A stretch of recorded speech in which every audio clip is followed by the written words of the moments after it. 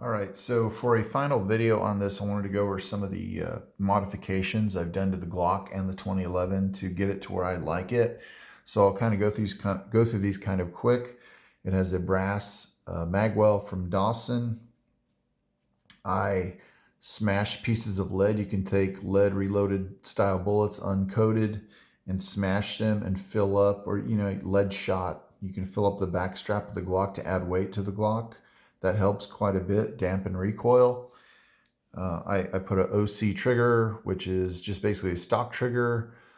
Has an adjustable reset. It only allows the trigger to come so far forward when it's actually charged, not charged right now. There's a over travel stop where the internally, so you can buy those. I think it's like 20 bucks. It's basically one of your trigger housing inside the Glock, and it's got a little threaded plug that you can adjust to stop the trigger's over travel. That helps me with speed of the trigger, recovering, shooting faster. I use the Terran Tactical sights. Those are about $85. Excuse me, kitty. Thank you. I also use a full-length guide rod. I think that was like a Zev full-length guide rod for a Glock 35 or 34. I use the ISMI springs. This uses an 11-pound spring. Step tape is from Lowe's. It comes by the roll. I use super glue to attach the step tape. Otherwise, the step tape will come off when you're sweating. So you can see a lot of the residue from the glue. You also see residue from like the hand sticky lotion stuff that competitive shooters use. I used to use the IDP Striker. It's still a great product, but now I went back to a stock Striker and a stock Striker spring weight. So the trigger is actually kind of heavy, but it breaks very clean. So I get really good reliability out of having the stock Striker weight, but the trade-off is a heavier trigger. Going by my mind here as far as what I remember I've done to this Glock, that's probably about it as far as modifications go. I did polish like the trigger cruciform inside. Just a light polish works. It helps clean things up a bit, gives you a little nicer trigger pull. So switching gears over to the 2011, basically the little thumb rest here which is called a Nitro Fin, and that's from Shooting Sports Innovations. I really encourage you to check out their website. Good product. Also use a Dawson large hand magwell here. Both of the magwells have replaceable inserts, so if you jam them up over time, if you mess them up, you can replace that insert. I want to say this is a Dawson large button magazine release. So that just threads in. I use a little blue Loctite on it. I also use the step tape on this 2011. And other than that, this gun is stock. So that's how the DVC comes.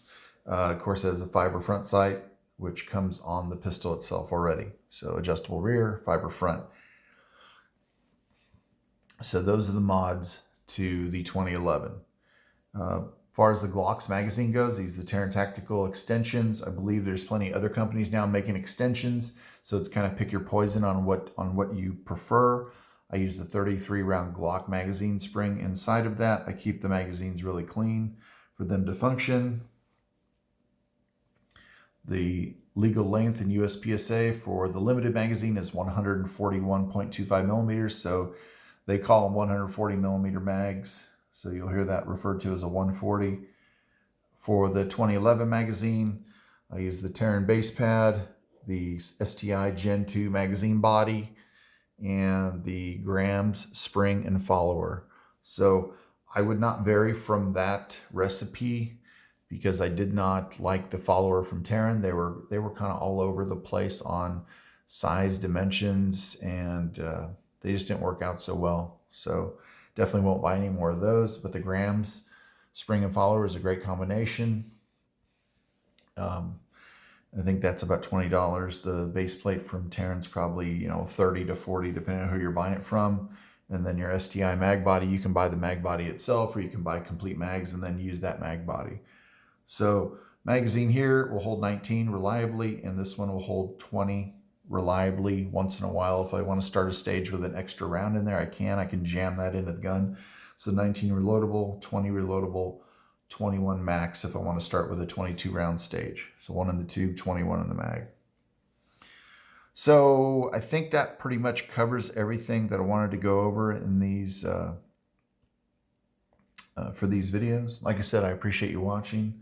Hopefully I wasn't too long-winded, but there's a lot to know. There's a lot of questions to be asked when you start shooting in competition, and there's a lot of bad information out there. I'm sure some of the things I said people will not agree with or consider maybe some bad information, and that's okay. Not everybody agrees on everything. One of the other things I wanted to mention about, talk about belts and holsters.